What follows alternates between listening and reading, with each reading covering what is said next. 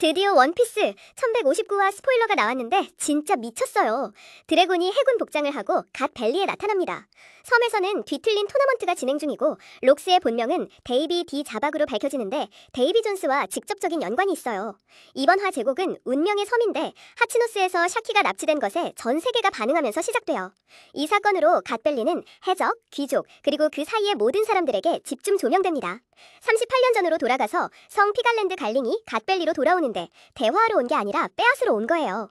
샹크스와 샴록의 엄마들을 노려서 그들의 아이들을 자기들 소유물처럼 성지로 끌고 가려고 합니다. 그 탄압 와중에 붉은 머리 여인이 드래곤 앞에서 쓰러져 아이들을 구해달라고 애원해요. 이 순간이 분명히 그를 언젠가 해군에서 벗어나게 할 길로 이끌게 됩니다. 한편 쿠마, 지니, 이반쿠프는 노예로 같은 섬으로 실려가고 있는데 이 사건이 사람들을 짓밟고 고통을 팔기 위해 고안된 파이프라인임을 보여줍니다. 젊은 모건은 그림자 속에서 상황을 퍼뜨리기 시작하며 귀족들이 완전히 봉쇄하기 전에 갓벨리 소식을 해적섬으로 밀어넣습니다. 섬으로 가는 길에 록스는 해롤드와 마주치고 둘은 충돌하지만 해롤드는 록스가 계속 나아갈 수 있도록 일부러 경쟁해서 져줍니다. 이는 이 대결이 얼마나 중요한지를 잘 보여줍니다.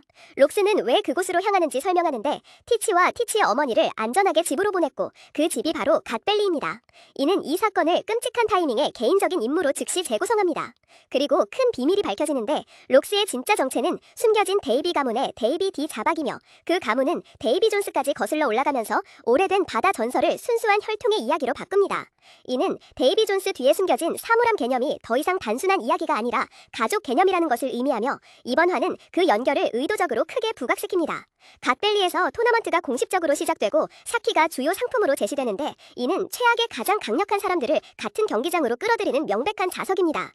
아래에서는 어린 티치가 어머니 옆에 포로로 묶여있는데 이 장면은 그가 나중에 얼마나 망가지고 집착하게 되는지에 대한 모든 것을 설정합니다. 귀족들은 마치 스포츠처럼 내기를 하고 해군들은 통제할 수 없는 혼란 속에서 질서를 유지하려는 척하며 해적들은 이득을 위해 맴돌고 갈링은 실제 사람들을 이용해 자신의 지위를 높이면서도 계속 질서라고 부릅니다. 이 사건에 대한 대화에서는 원주민 사냥대회와 왕자를 감동시킬 보물에 대해 언급되는데 확실한 해석은 상품이 단순히 보물이 아니라 혈통과 살아있는 자산이 핵심이라는 것입니다. 배신자 각도도 더 명확해집니다. 왕직이 돈 말림을 죽이고 샤키를 세계 정부에 팔아넘겨 하치노스를 이 토너먼트를 위한 배달 경로로 만들었다고 합니다. 드래곤이 여기서 움직임을 보인다고 사람들이 말하는 이유도 알 수 있는데 이 정도의 잔혹함 속에서 그의 존재는 분명히 그의 가치관과 해군 정책 사이에 첫 번째 진정한 단절을 예고하고 있습니다. 데이비 안결과 티치에 대해 이야기해봅시다. 왜냐하면 여기서부터 이론이 뇌피셜이 아니라 페이지에 있는 내용과 일치하기 시작하거든요. 데이비 존스는 조상이고 티치의 몸이 다르다는 것이 더 이상 밈이 아니라 설계처럼 들리기 시작합니다. 세 개의 해골 졸리로저는 브랜딩이라기보다는 다이어그램처럼 보이는데 세 개의 방, 여러 개의 바퀴, 그리고 훔친 것을 담을 수 있는 몸은 그의 불면증과 열매 수집과 소름 끼치게 잘 맞아떨어집니다. 이는 그의 특별한 몸에 대한 이전 힌트들과 깔끔하게 연결되며 끌어당기고 저장하는 사물함처럼 읽히는 어둠어둠 열매는 데이비 혈통과 무시하기 어려울 정도로 일치합니다. 록스가 해롤드를 만나고 통과가 허용된 것은 이 모든 상황이 폭발하도록 설계되었다는 것을 말해줍니다. 해롤드 같은 전사가 비켜선다면 그것을 막는 것이 진실을 숨길 뿐 아무것도 해결하지 못하기 때문입니다. 갈링의 행동은 이 시스템에서 귀족이 진정으로 무엇을 의미하는지 보여줍니다.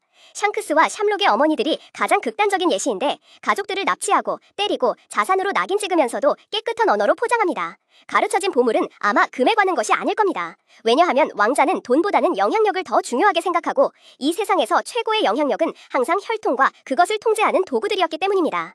추적하는 분들을 위한 짧은 추가 정보인데 야마토는 꽃의 수도로 돌아가는 모습이 나왔습니다. 갓벨리에서 벌어지는 잔혹한 장면이죠.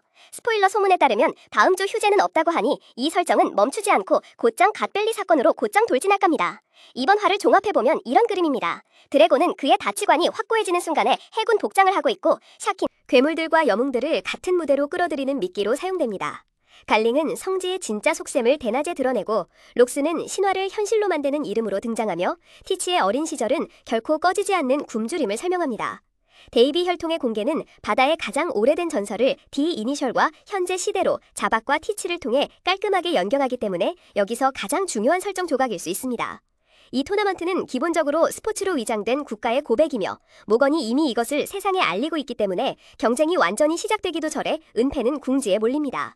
다음 단계를 예측한다면 드래곤이 행동하고 록스가 판을 뒤엎고 보물떡밥은 살아있는 목표물이나 혈통을 조작하는 도구를 가리킬 것으로 예상됩니다. 모든 대화가 그 방향으로 향하고 있기 때문이죠.